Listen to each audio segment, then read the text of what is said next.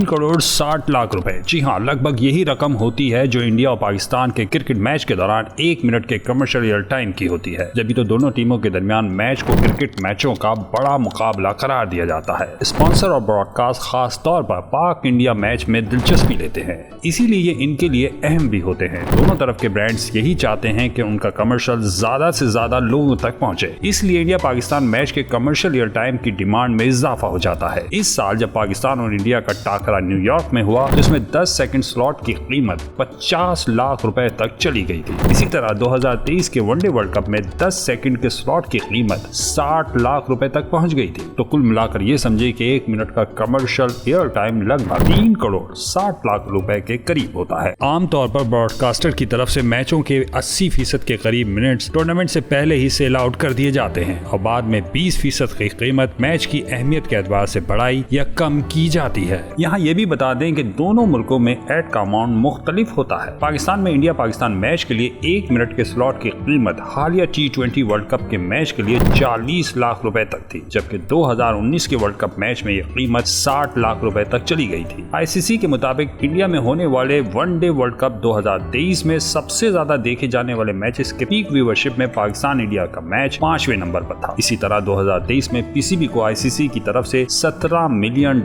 की रकम दी गई, जो लगभग 4.5 अरब रुपए के आसपास बनती है। ये रकम ICC ने ब्रॉडकास्ट डील्स और ICC टूर्नामेंट से कमाई जो होती है उससे हासिल की थी और इसे तमाम ममालिक में एक मॉडल के तहत तकसीम किया जाता है। अब आप अंदाजा लगाएं कि जब एक सेकंड लाखों का होगा, एक मिनट करोड़ों का, तो कैसे स्पॉन्सर और ब्रॉडकास्ट की दिलचस्पी नहीं होगी कि वो इंडिया और पाकिस्तान का दंगल कराने में अपना भरपूर जोर लगाए।